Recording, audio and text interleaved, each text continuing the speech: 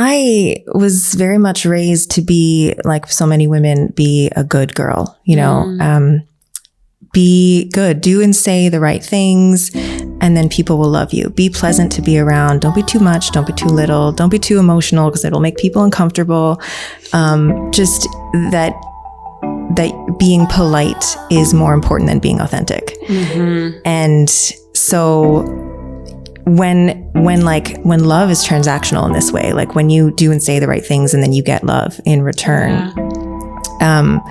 it can cause like a lot of problems with just being able to give and receive love freely. A lot of people who come from a people-pleasing background, or people who are motivated by perfectionism, specifically women, have no problems giving love. We often are very nurturing by nature.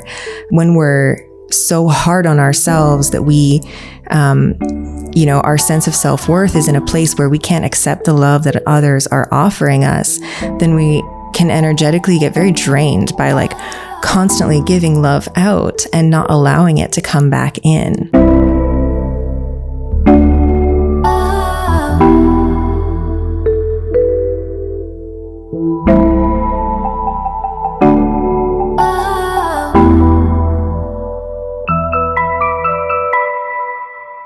Hello and welcome to Curious Ones podcast by Yandara. I'm Yael Ginzburg, the host of the podcast, a yoga and meditation teacher and philosophy lover.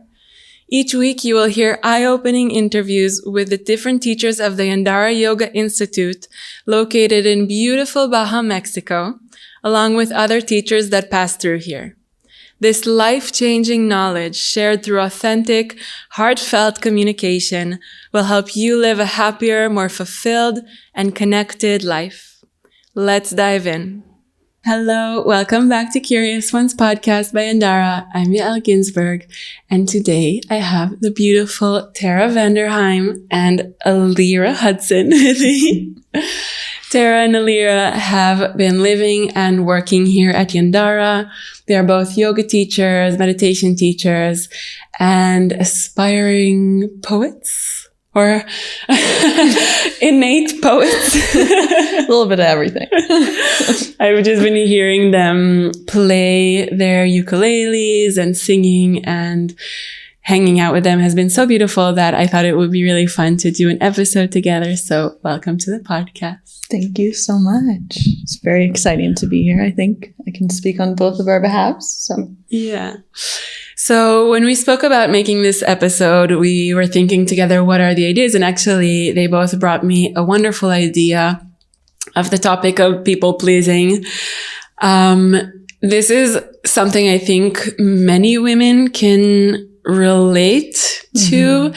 And I can just say about my own personal process and journey with it that it's something that I'm still working on. It's something that I have within me. So we just thought that we can have like an eye-to-eye conversation about our personal journeys with it and any insights that we've learned over the years, how the yoga practice has helped us with this. So let's dive in, girls.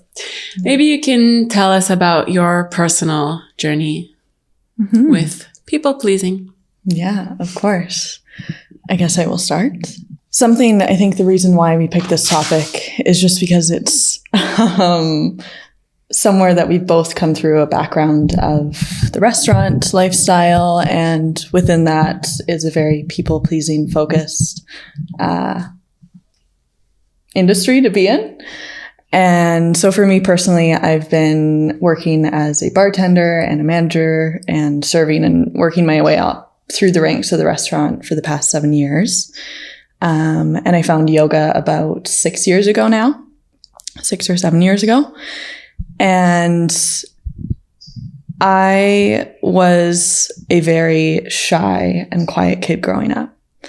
And I also think I had a very big influence on this perfectionism and this idea to be manageable and pleasant and sweet and kind, which are all great qualities to have, but it was just amplified in the sense of the customer's always right. Mm-hmm.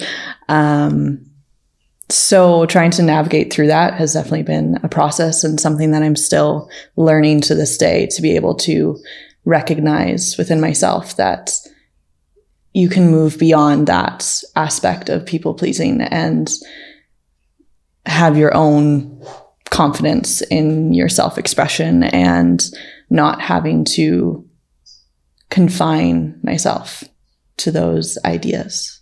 Beautiful. Tara, maybe you can share.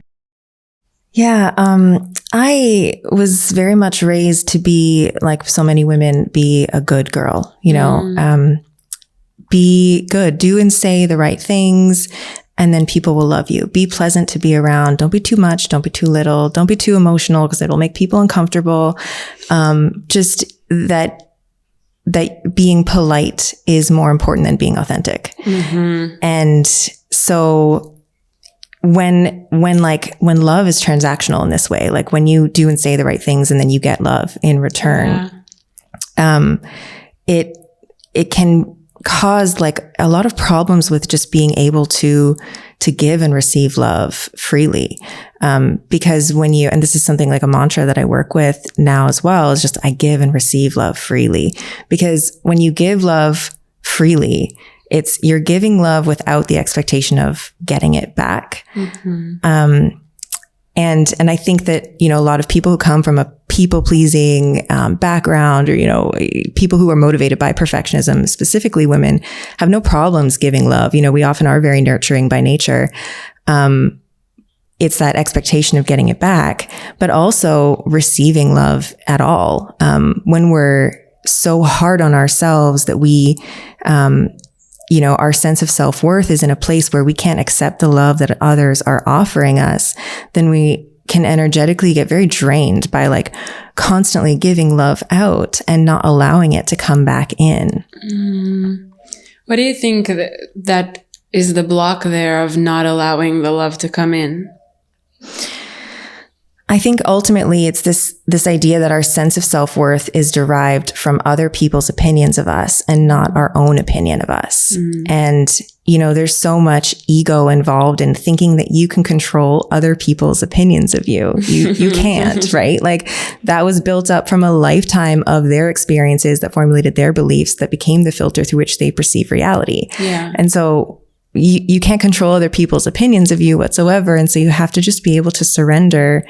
And surrender is that's a whole nother, that's a whole nother animal, right? Of a level of trust that's required to really let go of that need to control other people's opinions of you. Yeah.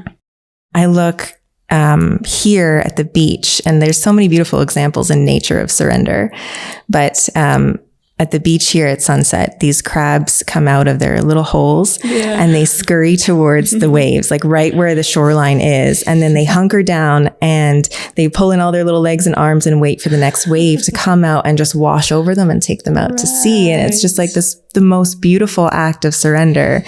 And I always watch them and I think, how can I attain that level of surrender? How can I embrace my inner crab,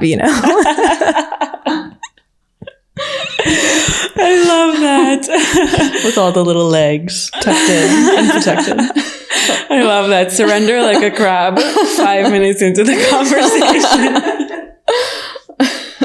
I love that. I think I'm going to share maybe my experience.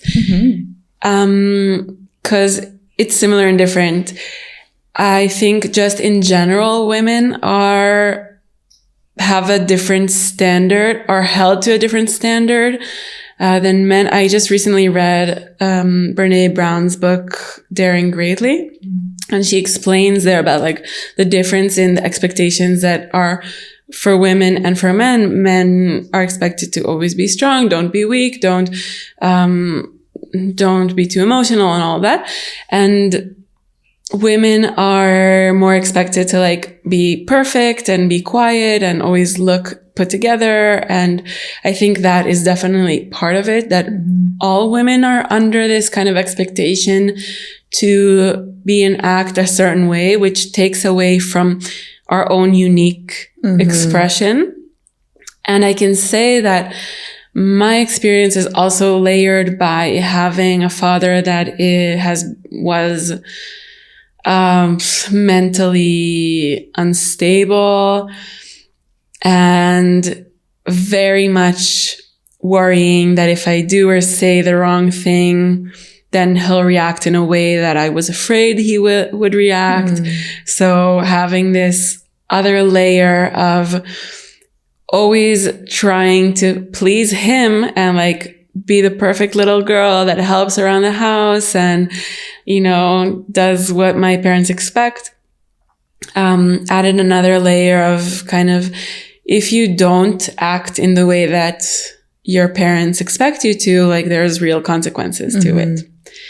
And now that I'm growing older, I'm still very much in the process of kind of working on that within myself, and a lot more recently. But we can get into that in the rest of the conversation. So one of the ways that this is really manifested for me in the beginning of my journey into yoga, when I kind of started to realize that this was an obstacle that I was working with, was that I went to my first women's circle, and we went around the room and we were kind of talking about what was going on with us. And I just had this realization that I just had no idea who I was. Like I had this like mini existential crisis just sitting there in the circle, because I realized like I didn't know myself. And when you live in service of other people's opinions of you, every choice you've ever made in your life is questioned, because was that what you authentically wanted? Or was that what you thought other people wanted you to do? And so you get to this point where you're just like, it sounds like a silly example, but I didn't know, like I could ask myself, like, what was my favorite color? And honestly, what I would have answered would have changed depending on who I was speaking with. Wow. And so like, that's a very fundamental, just like, what do you like? Like who, you know, never mind, like, who are you really at your center? But even on a superficial level, not knowing who you are. And that can be really scary. I don't know if you found the same thing, Lyra. I was just thinking with the whole color thing, like, what's your favorite color? I recently got out of a long-term relationship a year ago now. And I remember sitting at home, and it was going on the dating apps after the fact and trying to come up with things that you were like, who am I? Like, what am I at this point? And I had come to a point in myself that I had felt so lost, and I had put aside everything that was me within that relationship, and I didn't know who I was anymore. As well as, I think something for me continuing to grow up was that attachment to being shy and quiet, and not allowing myself to define who I was, because I was attached to that label of being shy and quiet and reserved. That's just who I was. And it wasn't until I came and did my 300-hour here, and we did a lot of inner child work with Christopher, and having those conversations and those Satya truth circles to be able to just openly share, and whatever was on your mind, be able to release. It wasn't until after that training that I was like, I'm not that person. I'm not that label of myself anymore. And I'm able to move past that. I'm allowed to move past that. Right. I think it's something that we tend to constrict ourselves and confine ourselves to those past labels of who we were. That maybe somebody else even gave us. Exactly. And without even realizing it, but you're so attached to it, and that's who I am. And being able to recognize that you're able to move past that and grow past that is something that's so like, wow. Definitely. Right? I think that we are so conditioned in a way by the surroundings that we have. There's this incredible book. I would say it's even my favorite book of all times. Women Who Run with the Wolves. Oh, I need to read that. It's incredible. Every woman needs to read this book. And I would even argue that every man needs to read this book, because I could see so many lines of like men experience similar things. And the whole premise of the book is that we've been conditioned, and like the wild woman inside of us has been silenced. And I really was reminded of that when you were speaking, because we go away so far away from our natural kind of wild self. That's not a groomed tree, it's a wild tree that goes in so many different directions and has different desires and different ways that we want to express. And it's not always beautiful, or it's not always like what society considers as good, or even what society considers as like what women are allowed to do or not to do. Yeah.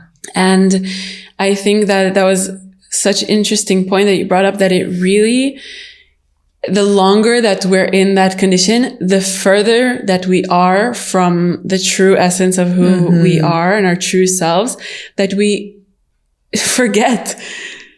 We really forget. And like the whole process of starting to kind of get to know ourselves in a way is really what I see spiritual growth being about. So maybe you can tell us a little bit about your process of starting to find that little essence within you and cultivating that. Yeah. I mean, for me personally, simply speaking is something that I've found to be very healing on my journey of speaking up for myself, as well as mantra and using my words, because it's something I suppressed within myself for so long. And within that like throat chakra energy of being able to express yourself and have confidence in expressing yourself.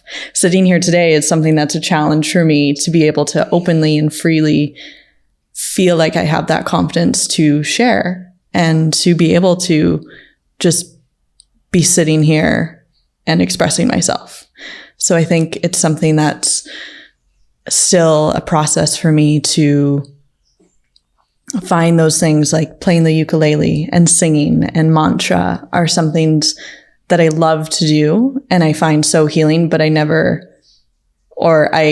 limited myself in expressing that in public settings, and I've kept it to myself. Whereas I think now is something that I just need to be confident in that self-expression in order to continue that healing journey. Beautiful. Yeah. Tara? For me, I think when I realized that I didn't really know myself, I realized that it's kind of hard to trust yourself if you don't feel like you know yourself. And so I found myself really struggling with connecting with my sense of intuition, your third eye. And during my 300-hour training here, I had some incredibly difficult and very confronting times during like a sahaja practice. So it can come up as like sort of like a free movement. So you're encouraged to just not move with the beat, or just, not in any repetitive or kind of conventionally attractive kind of way, but just sort of move your body in very intuitive ways. And I found myself incredibly stuck, like an absolute prisoner in my own body. And the harder that I tried to do it, the harder it became, because it's not something you're supposed to have to try to do. You're supposed to be able to just let yourself be. And I mean, I got stuck, like very stuck. And, I would like peek my eyes open and the whole room would just be like so in their body. And it was so beautiful. And I would be like, why can't I do that? And it would just be like this cycle of like, I should be able to, I should be able to connect with this. And so there's that cycle, right, of the shoulds. And like, it can be very easy to fall into this trend of like trying to do spirituality and yoga perfectly. you know, you can read all the books and you can do all the things that you're supposed to do. You can go to yoga multiple times a week and still not connect like with yourself in the way that is most authentic. And, you know, like the shoulds will keep you from finding freedom. The shoulds will, I know like my first vision quest here, I spent the entire day being like, what am I supposed to be seeing? Like, when am I going to be enlightened? Am I levitating yet? Is this it? Like, and then I knew there was doing this right. Yeah, am I doing it right? And then I knew there was going to be a sharing circle when we came back. And, I was like out there on the beach with nothing to do but meditate. And I was thinking, what am I going to share? What words am I going to use in my sharing circle? And, you know, this is embarrassing to say, but when I came back, I was like, you know, you're supposed to just have come off, 24 hours kind of in nature, and you're not supposed to be caring about what you look like, and your appearance might reflect that you've been outside for 24 hours, and that's okay. But I rushed back and I was like, just a little dab of concealer under the eyes because I didn't sleep very well. And like, you know, so, you know, it's an ongoing practice. Like it's never something that is, you know, as soon as you're aware of it, it's like solved. But awareness is like really the key to the transformation, because once you're aware, you can ask yourself the question, okay, what is the motivation behind my actions here? Mm-hmm. And then you have the choice to pursue it with that intention or with a different one. Definitely. I think there's a really wonderful episode of the podcast that I made with Talia Sutra, and one of the biggest topics that we spoke about is like, how do you start answering this question of who am I? Which is a huge question, because you start with the external definitions of like, I'm Yael, I'm 30 in a week. I live in Tel Aviv, you know, my parents are, and all of those external definitions. And then you realize that all of those are just constructions of society. Like, do I define myself as a yoga teacher? Does my hair define me? Like the color of my hair? Like those are not the ways that I define myself. And you start going deeper and deeper. And I think, if anybody's interested, first of all, go check that episode out. Talia's incredible. And something that she mentioned that has stuck with me since the episode, there are many things, but one of the things is like this technique of neti neti, she calls it. It is from the yoga philosophy, and it's really about discovering who you are by realizing what you are not. And that has been a really big part of my journey,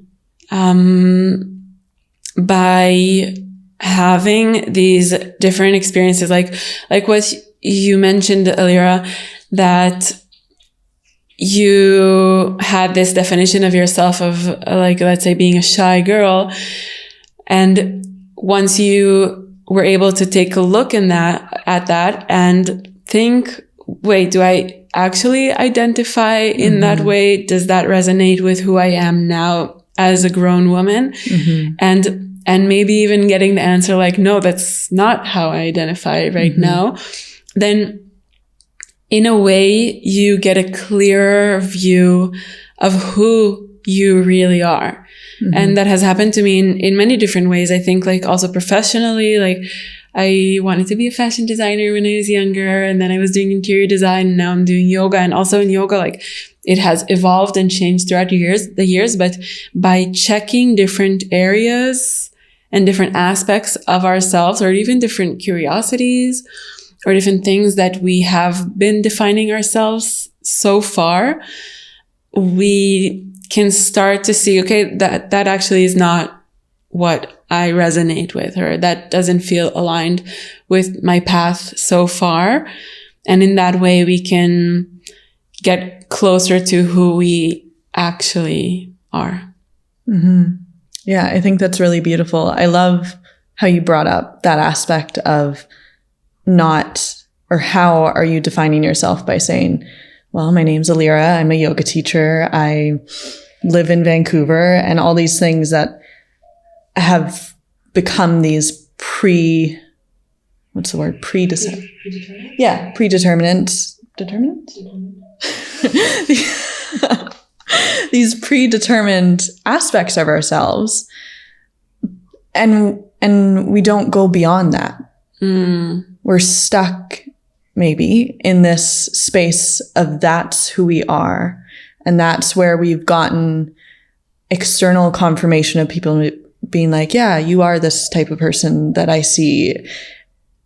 And something that I think kind of related that we were talking about before was how outsourced we tend to find our validation from. And externally, we're searching for this gratification, validation, confirmation that we are accepted or on the right path. And when's it going to turn into this own trust of your intuition, how Tara had said it, of being able to trust yourself and validate yourself and your self-worth and your own confidence in that.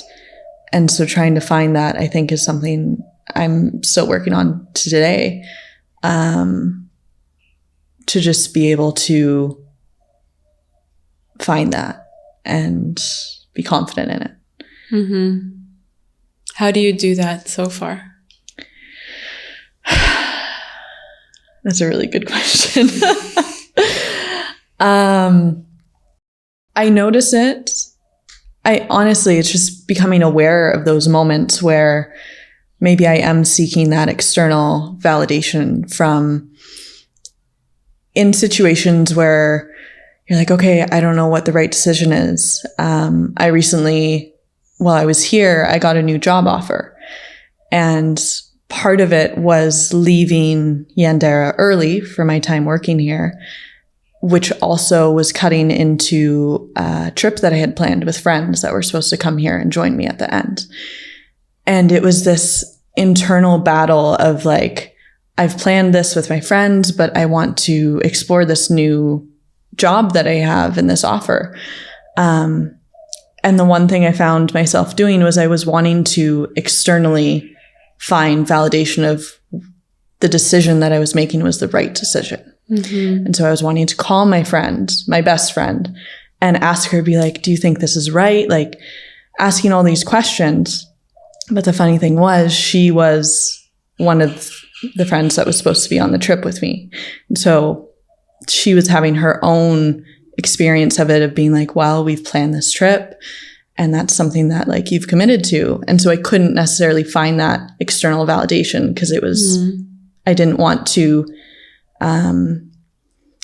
diminish her own experience of how I was having to make my own decision and maybe what I valued more, or maybe not what I valued more, but being able to trust in myself and knowing that what I was doing was the right decision. So just having that awareness of being able to recognize those moments of like, okay, well, am I seeking this external validation because I need to, or is it because I don't trust myself to make it? Yeah. So like outsourcing our decision. Yeah. Because you're like, I want to make the right decision. And I think that kind of circles back into people pleasing. Yeah. Of like, I want to be making sure this isn't upsetting anyone. Right. Which that decision that I was making was upsetting people. And that's part of being able to, I think, navigate those situations and still have trust in yourself and your intuition and knowing that it's going to upset people sometimes and you can't always be pleasing everyone. You have to do it for yourself too. Tara, I want to hear from you as well. You know, something we hear a lot in yoga classes is that, you know, all parts of you are welcome here, you know, that you're safe to be exactly as you are. And that it was very attractive to me as a new yoga student. And, you know, when we think about this idea that all parts of us are welcome, the fact that we aim to please people, that we have this human inclination towards being accepted, it would be part of our evolutionary biology. Can we find some grace and acceptance for that too, right? Like that it's okay. And if I think about it, to be honest, there's been times when being a perfectionist and being a people pleaser has served me quite well. You know, I don't half-ass anything. Like I go all in all the time. You know, there have been things that I would have wanted to probably not stayed and not shown up for, but I felt obligated to because I wanted to please others. And I got something really good out of those experiences, really meaningful out of those experiences. So we like to label these qualities as good and bad, but, you know, I like to think like sometimes that our obstacles are actually like our superpowers in disguise, you know? I love that. I do that as well. Yeah. Yeah. And so when we can do that, we can see that like in our whole, like we're already whole, like we're already everything that we're looking for. Yeah. And we're so sacred in and of ourselves. You know, I learned this fact the other day that if you go back 30 generations, it's only 1,000 years, but it's 1 billion ancestors. So 1 billion, like you exist, like you're the only you that has ever existed. You're the only you that will ever exist. And it took 1 billion people, you know, they got a little twinkle in their eye. And like if any one thing had changed in those 1 billion people's entire lives, you wouldn't be here as you are. Wow. And so what more reason do you need to know that you're already perfect, you know? Oh, that's so beautiful. Hey, I'm quickly interrupting the episode to extend an invitation. If you are interested in deepening into any of the subjects we talk about on the podcast, we offer many different experiences on our beautiful grounds here in Baja, Mexico. From 9-day modules such as sound healing and yoga nidra to breath and meditation, as well as 200 or 300-hour yoga teacher trainings and many different shorter retreats. Check out our website, Yandara.com, to see all the information about the different experiences. Let's get back to the episode. I think it's the combination of it because Alyra, you spoke about like sometimes what you're going to say is not going to be received well by other people. It doesn't matter what their motives are, how it affects them. Like it's just the fact. And for people that do care about how their actions and their words affect other people, that can be a difficult experience. Yeah. And then you, Tara, mentioned that it has benefited us by saying the right thing, doing the right thing. Like it has benefits for us. And yet what I have arrived at right now is that the most beneficial thing for me and for the people around me is when I am true to myself. So the thing that really helps me in this process, because it's not easy, I have to be honest about it, doing something that feels aligned with me and that I know somebody else is not going to like is a really hard thing for me to do. But the thing that I keep going back to when I think about it is, first of all, am I valuing this other person more than I'm valuing myself in that moment? Am I caring more about them being happy than about me being happy? Yeah. And then are the people around me people that are okay with me not being okay with something, but if it serves their agenda or their will, then it doesn't matter how it affects you. Is that a person that I want to have in my life? And honestly, my experience so far in the times where I was able to choose myself over choosing somebody else, because it really is that choice. It's, am I choosing me or am I choosing somebody else? Yeah. In those times, I find that if you do it in a gentle, honest, kind way, then that's how it needs to be. That's the path that needs to happen. So in the end, things work out for the better. I think you want, go ahead. And I would even say that by choosing yourself, you are choosing someone else as well, right? What do you mean? Because there is no separation, right? Like if you're choosing to act on your own truth, then that ultimately serves the truth of others as well. Just maybe not as directly, maybe not on a superficial level. Right. It doesn't, but you know. Yes. Yeah. I was going to touch on the fact of like releasing control in those situations. So being able to let those situations, whatever it may be,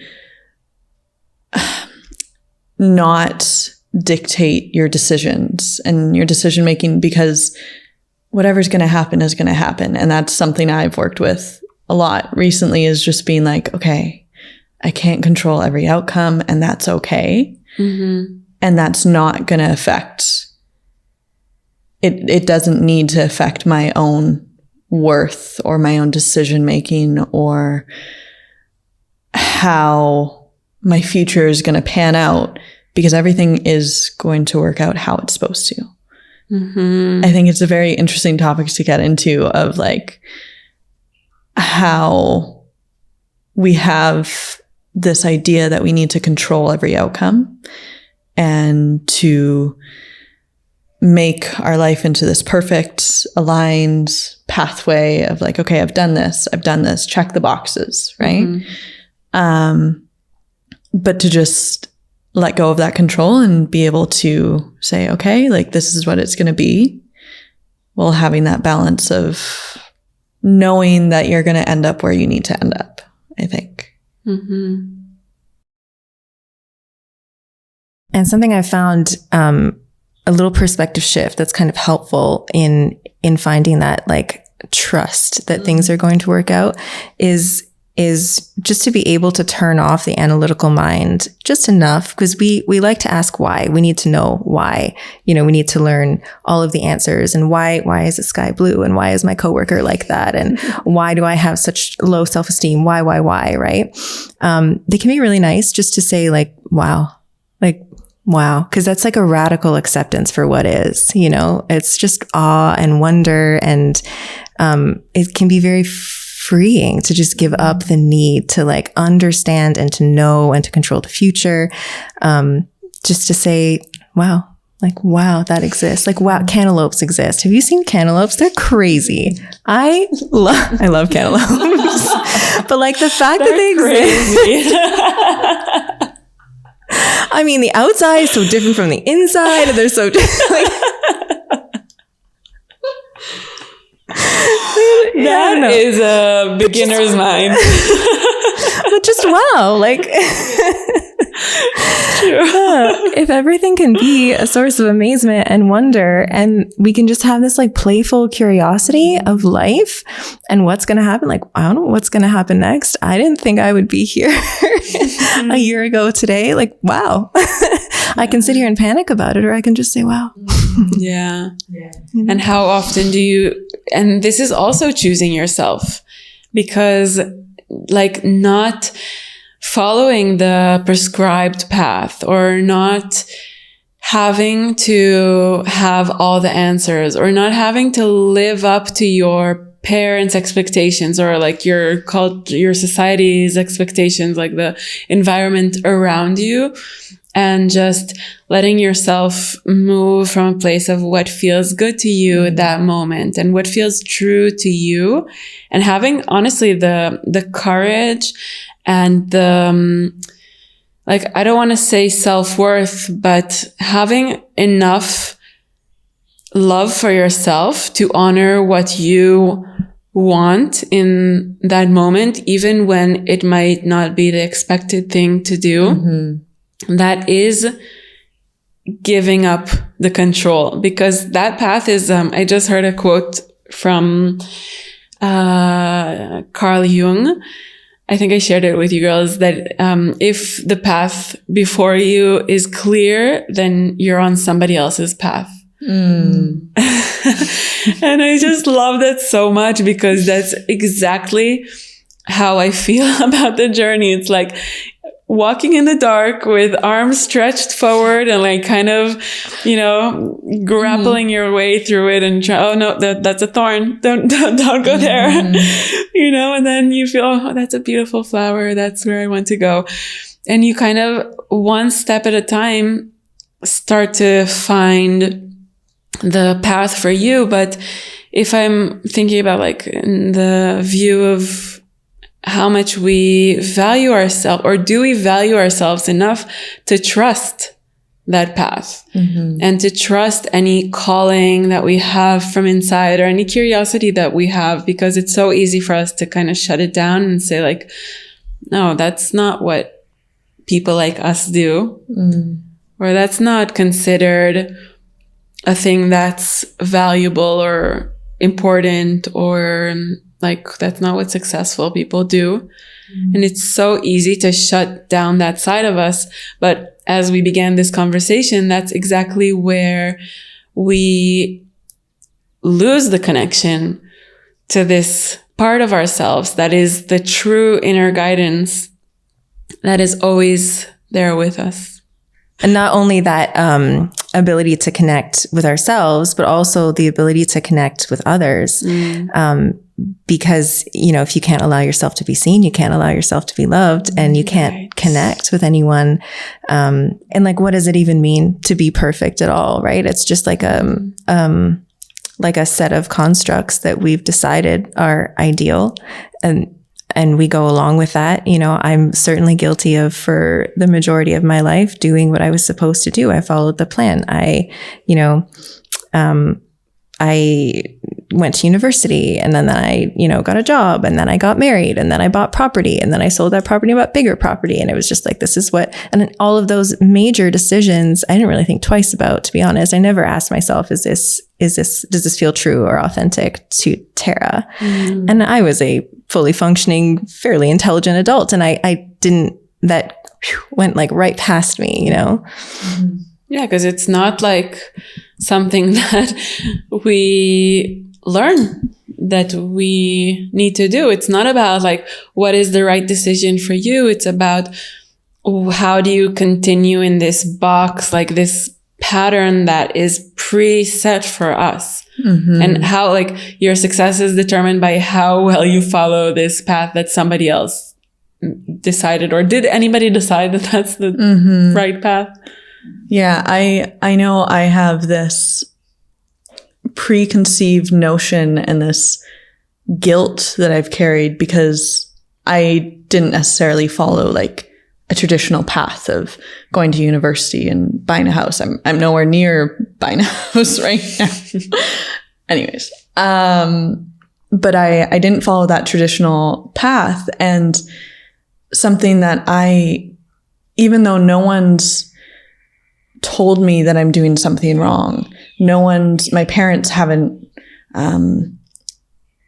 shamed me for the path that I have chosen that's not conventional, but I still carry this guilt being like, I should be doing it. And I think that goes back to what Tara was saying about putting those labels and shoulding on yourself. As Christopher says. Don't should on yourself.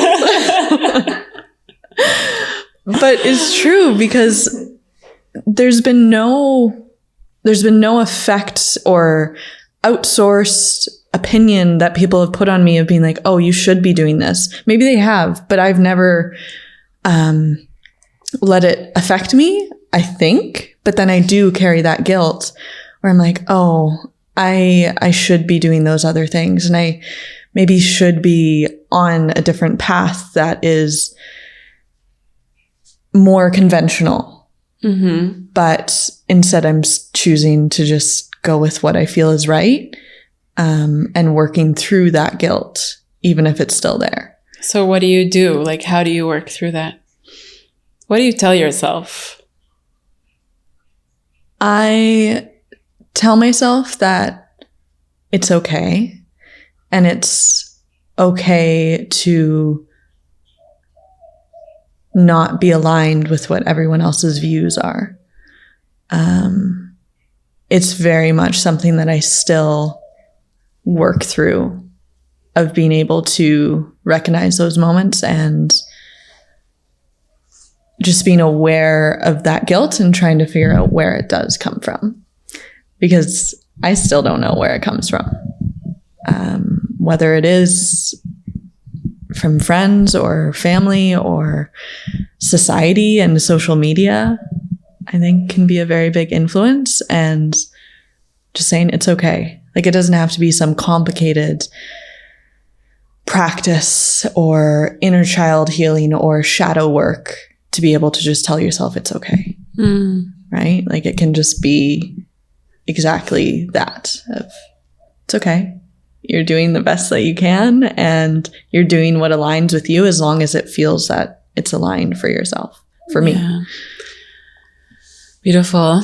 Dara, so how do you work through that now that you left your conventional life and you moved down to Baja with no plans?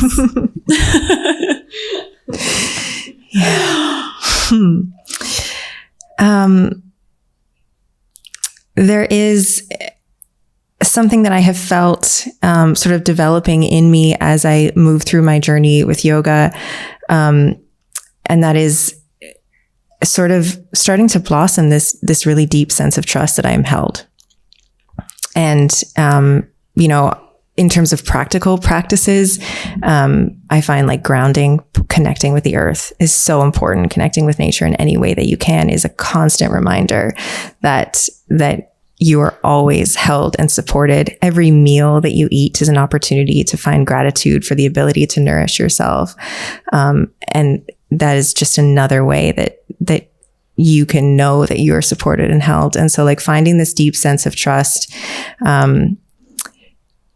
through practices like, you know, can be as simple as just like closing your eyes when you do asana practice, you know. It's a way like pratyahara, kind of like withdrawal of the senses.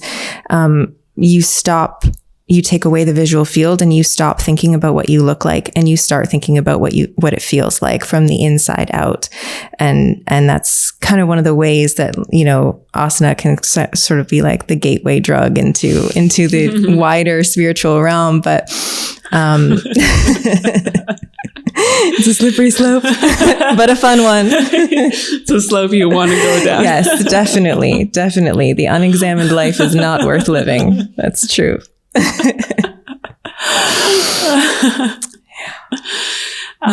I totally relate to that. I can say that like my way of relating to that is through looking at women that I admire. And I remember when I took a moment to myself and I said, like, who are the women who I truly admire in life? And the women that I came up with were the women who were most authentically themselves. And they were the ones that, like, one that immediately comes to mind is Frida Kahlo. So she had a pretty hard and tragic life, but she was so true to herself with practically zero regard of how others perceive her, or at least that's how she's remembered. And to me, that's inspiring. Like the Disney princesses that leave their home in like Moana. I love that movie. Like she leaves her predetermined path and she goes into the open waters with like this mission that her heart leads her towards. Like for me, that's inspiring. It's inspiring to discover new frontiers. It's inspiring there's a friend of mine who I just love so much. We are so different, but she's just so fully, completely herself with no, like unabashedly herself. And that's what I love most about her. And when I realized that, it made me realize that that's how I want to show up as well. So maybe even for anybody listening, I can give that as a practice. Like take a moment and think about the people that you truly admire. And then notice what it is that you admire about them and find ways to cultivate that in your own life. Because I think that is really it's a good way another way to get to know ourselves. Like, what do I appreciate in other people? And how can I bring more of that to myself? And don't get caught up in like, I don't have that, I'm not good enough to do that, because you are. Any skill that we want to learn, we can develop when we try. I know when I first started teaching yoga, I was consumed with putting out the perfect class, of course, and pleasing every student in the room. And I think one of the things that I found worked really well as a new teacher was just being really radically open about this. Hey, this class is going to be imperfect. Like, I'm a new teacher. I'm probably going to get my left and right confused. We might mess up the sequence. Like, it could happen. Mm-hmm. And I'm not just saying this to make you, regret taking my class, but it gives, by being so, like you were saying, with the people that you look up to, by being so open and honest about that you can be perfectly imperfect, mm-hmm. it gives others permission to do the same. Yeah. And then when that happens and everybody takes off their masks, then we can all truly connect, which is ultimately the goal of yoga is unity, right? Mm-hmm. Because nobody's perfect. Yeah. There is no person, like, if you're going through something, if you have a fear about something, if you feel what's the word I'm looking for? If you feel doubtful about something, be sure that many people around you are experiencing the same thing. But as long as you keep on your mask, they might keep on their mask, and then there is no real connection that is able to happen there. Brené Brown speaks about this in her work a lot. I think going off of that idea of no one is perfect, or what is perfection, and how there's this concept of this endless chase of perfection, and realizing that it's not an external source, it's internal. Like, we were talking about this prior, about how you are already perfect in this exact moment, right? And I think it gets lost, the idea of what perfectionism is within society and how they've determined, for example, as women, like what the perfect woman is and how to be perceived and to look beautiful and perfect all the time. But like, what is that definition of perfectionism? Like, everyone can have their own individual idea of what perfection is. So I think being able to recognize that you're already perfect, and it doesn't have to be that negative perception of what people think perfectionism is. I think there is a distinction between perfect and whole. Like in Hebrew, it's a very similar words. Mushlam is perfect. Shalem means whole. So it's very similar kind of root, or it's the same root. And I find that it's really realizing that it's not about being perfect in that perception that we have of what perfection is. It's about realizing that you already are exactly what you need to be. Yeah, I love that. That's definitely, I think, a way of putting it that's like separating from that perfectionism, since it is such a loaded word, and recognizing yourself as whole. Yeah, I think that's a really great way of putting it. I think that's something too that a lot of people fall victim to on their quote healing journey is this idea that these are the flaws, these are the obstacles to my growth, and they need to be identified and removed instead of accepted as part of you and move like you from a place of awareness. We can work with that because we are already whole. But, this idea that we need to heal implies that we're not already as exactly as we should be. And how do you work with that? Take it back. That's the question I was afraid of. How do I work with? with embracing the quote unquote imperfections and the places within yourself, let's say like the topic of our conversation, like the people pleasing aspect or things like that?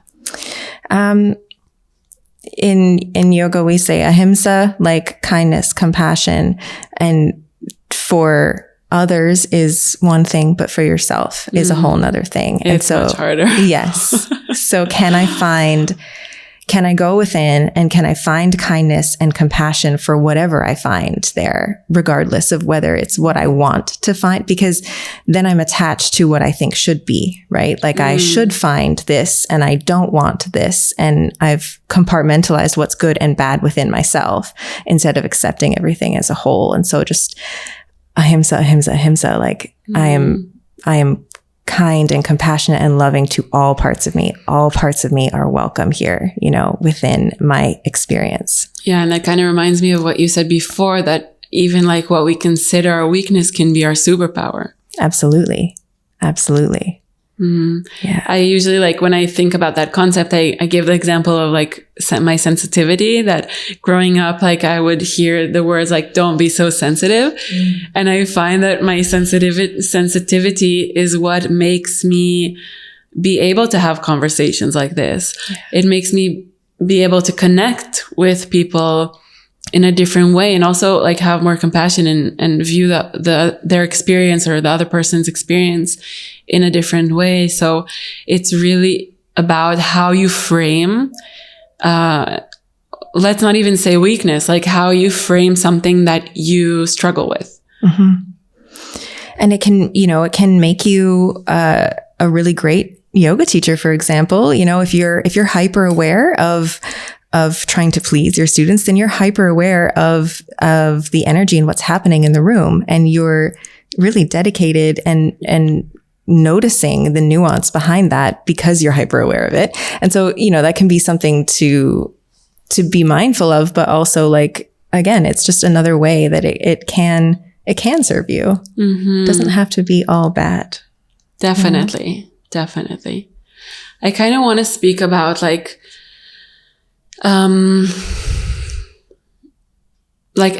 in response to that, I want to say, yes, there are good aspects, but like we have to find the balance within it, because don't forget to keep choosing yourself and like not choosing somebody else over yourself. Absolutely. So in any one of these examples, like the sensitivity, like there is a fine line of where it's healthy, or how you can kind of navigate it towards the healthy side of it and not towards the unhealthy side of it. Yeah, one of my first yoga teachers always used to say that balance is just a lifelong commitment to readjusting. And so and she would usually say it when we were in a pose that we were wobbling, maybe bow or warrior, but this idea that balance isn't a destination. It's not something that you can do perfectly. It's just a lifelong commitment to readjust, and you readjust as many times as you need. And that is the journey. Like that is the destination. Beautiful. I was thinking about what you said about finding with that hyper awareness or hypersensitivity within classes, it can be a blessing. But I also have this feeling of disagreeing with it, just because I think what Yael was saying about choosing yourself, I think it almost like it's hard to find that sense when you're not just giving yourself away to be hypersensitive to what everyone else is experiencing, and not allowing yourself to connect into what you are experiencing. Does that make sense? And so that's something that I struggle with, is being able to find that balance and find that readjustment of that constant adjusting of, okay, what's the perfect balance of being able to be hyper aware and be attentive to what my students need, for if we're talking in a classroom setting of teaching yoga, But then also, am I truly speaking from my own truth in those settings? If I'm being so hyper aware of like what I think that my students need, as opposed to just speaking my truth. I think it's like, if we're speaking specifically about this, like the being hyper aware of other people around us, I think it's not something that I can choose to be or not to be. Like that's just there. Mm-hmm. But in that moment, what do I choose? Do I choose their needs over my own? Mm-hmm. Or do I choose myself? Mm-hmm. And not only that, but do you choose to resist it, or do you choose to allow it into your experience? Yeah. And I think this whole conversation that we have been having now about choosing ourselves, like for me, the root of it is like, how much do I value myself? Do I see myself as worthy of taking up this space and of choosing myself, really?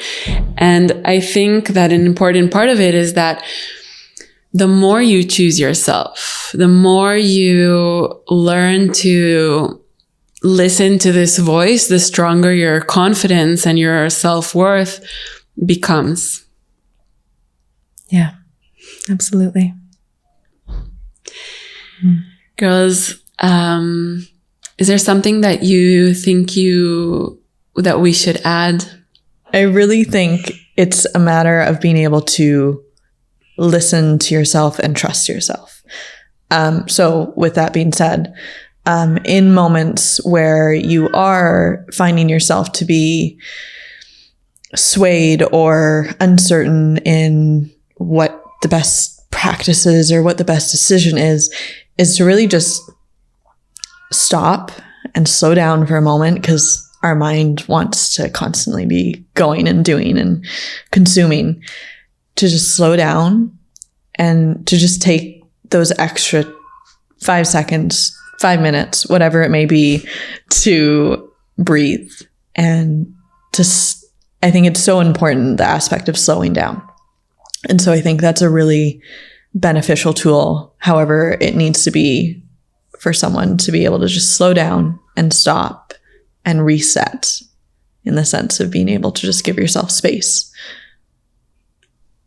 Definitely. How about you, Tara? I think that it's so reassuring. This is something that comes up with so many women that I know.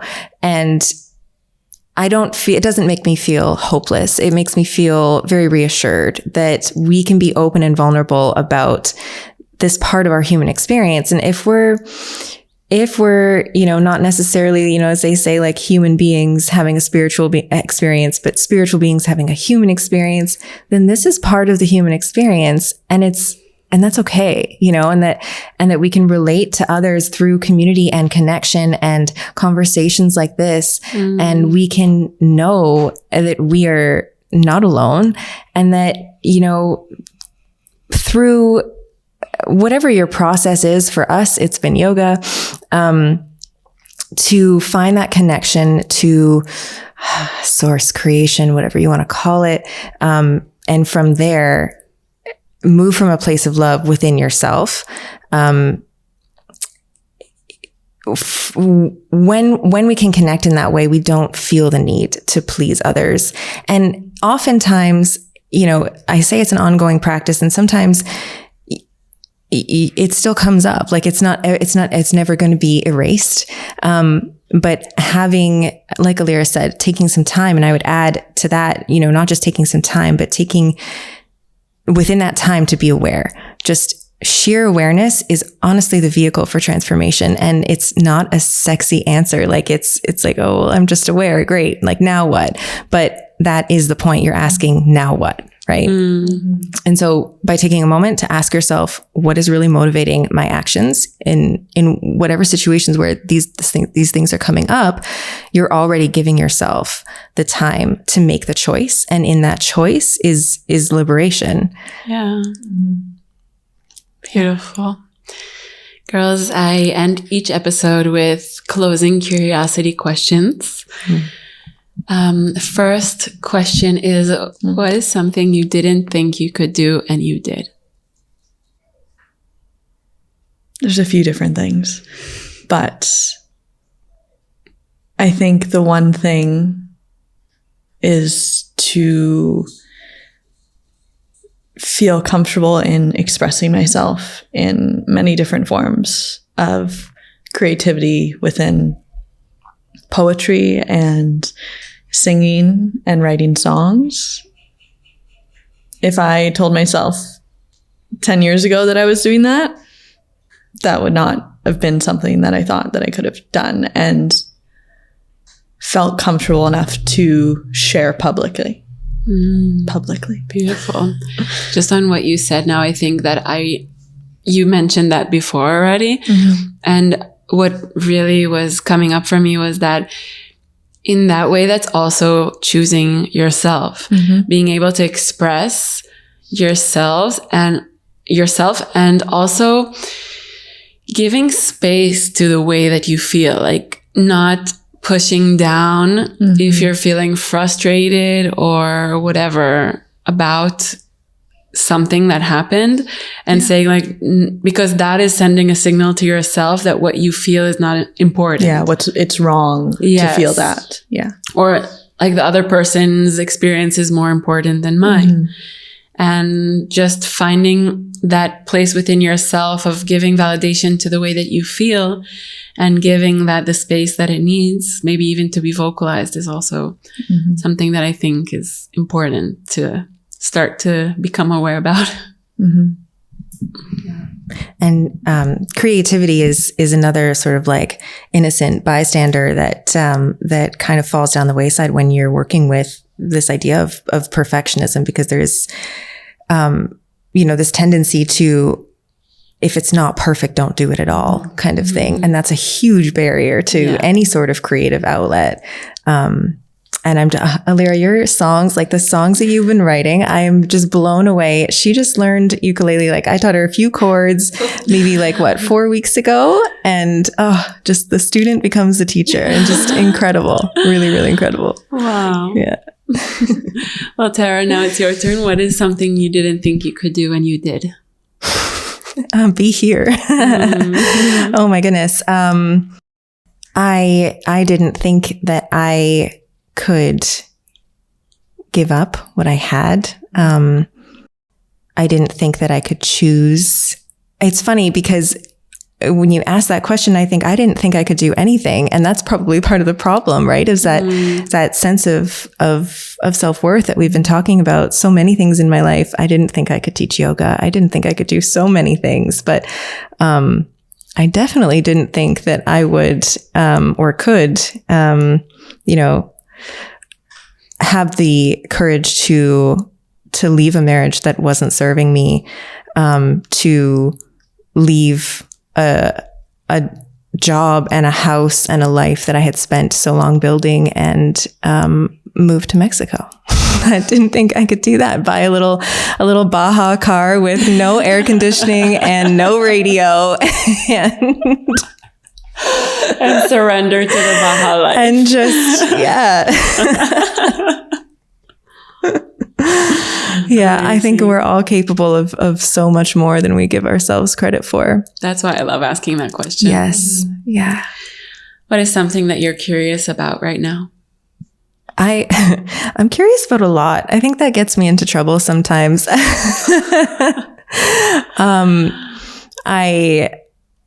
I definitely recognize this incessant need to know and read and learn and have more knowledge, as if somehow that will make me more equipped for this wild adventure that we're all on together. But I'm particularly curious.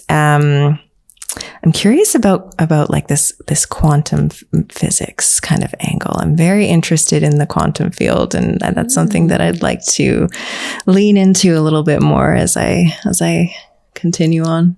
Wow, super interesting. Yeah. Alyra? Mine's not quite as broad as Tara's. But, it's quite, I think, personal to my next chapter that I'm kind of pursuing. Is just, I'm very curious to just discover what my next steps are in being a teacher and a student, and broadening my own knowledge and continuing on and just discovering whatever's next. Beautiful. Yeah. My beautiful girls, thank you so much for being here. It was a pleasure. Thank you. Now, after this time to nurture your mind and your spirit, we invite you to take a moment to consider others. A kind wish might come to mind. Know that what we learn becomes more valuable when we apply it and share it with others. So share this episode on Instagram stories, tag Yandara and I, or share with a loved one so that more people can benefit from it. Our hope is that the search will lead you home to who you already are, to what was always there. We'll be back next week with more inspiration, honest conversation, and insight into the energetic world around us. Thank you for listening and watching.